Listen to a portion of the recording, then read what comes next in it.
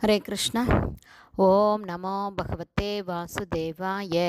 नारायणं नमस्कृत्यं नरं चैव नरोत्तमं देवीं सरस्वतीं व्यासं ततो जयम् उदीरयेत्। नष्टप्रायेषु अभद्रेषु नित्यं Bhagavat सेवयां Bhagwati उत्तमश्लोके भक्तिर्भवति नैष्टकी।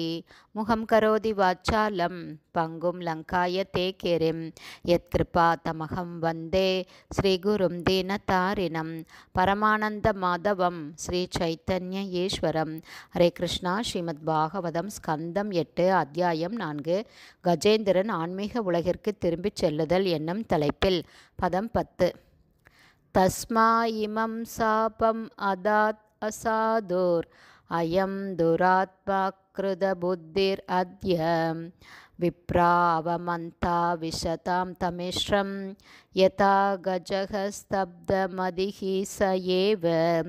Word by word meaning. தஷ்மை இந்திரஜும்ன மகாராஜனுக்கு, இமம் இந்த, சாபத்தை அதாத் அவர் கொடுத்தார், அசாது சிறிது மரியாதையற்ற, அயம் இந்த, துராத்மா இழிந்த ஆத்மா, அக்ருத கல்வியற்ற புத்தி இவனது புத்தி, அத்ய இப்போது, விப்ர ஒரு பிராமணரின்,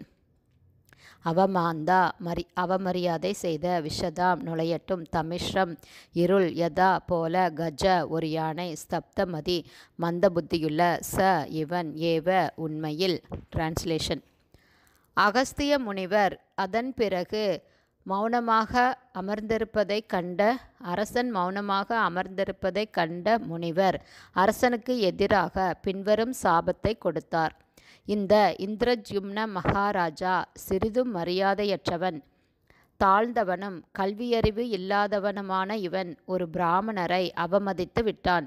ஆகவே இவன் இருளடர்ந்த பிரதேசத்தினுள் நுழைந்து பேச முடியாத மந்த புத்தி கொண்ட ஒரு யானையின் உடலை பெறுவானாக. பர்பட் பை ஷில பிரபாத். ஜெய் ஷில பிரபாத். ஒரு யானை மிகவும் சக்தியுடையதும் மிகப்பெரிய உடலை கொண்டதும் ஆகும்.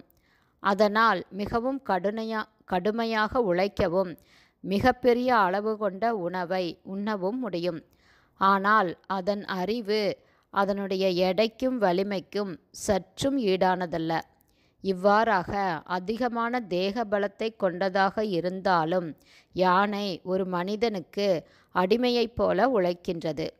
ஒரு பிராமணரை உபசரிப்பது ஒருவரின் கடமையாகும். ஆகவே சக்தி வாய்ந்த அரசன் அகஸ்திய முனிவரை உபசரிக்காததால் அவரை ஒரு யானையாகும்படி சபிப்பதுதான் சிறந்தது என்று அகஸ்திய முனிவர் எண்ணினார். அகஸ்திய முனிவர் இந்திரத்யும்ன மகாராஜனை ஒரு யானையாக மாறும்படி சபித்துவிட்டார் என்றாலும் அந்த சாபம் மறைமுகமான ஒரு வரமாகும். ஏனென்றால் யானையாக ஒரு வாழ்வை நிறைவேற்றியதால் இந்திரத்யும்ன மகாராஜா தனது முற்பிறவியின் பாவ விளைவுகள் அனைத்திலிருந்தும் விடுபட்டார். யானையின் வாழ்வு முடிந்ததும் உடனே அவர் வைகுண்ட லோகத்திற்கு உயர்த்தப்பட்டார்.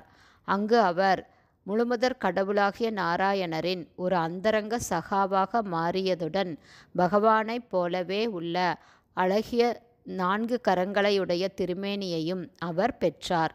இது சாரூபிய முக்தி என்று அழைக்கப்படுகிறது. ஹரே கிருஷ்ணா. ஸ்ரீமத் பாகவதம் ஸ்கந்தம் 8 அத்தியாயம் 4 கஜேந்திரன் ஆன்மீக உலகிற்கு திரும்பிச் செல்லுதல் என்னும் தலைப்பில் பதம் 10 ஸ்ரீல பக்திவேதாந்த சுவாமி பிரபுபாதாவின் விளக்க உரை இத்துடன் நிறைவடைந்தது.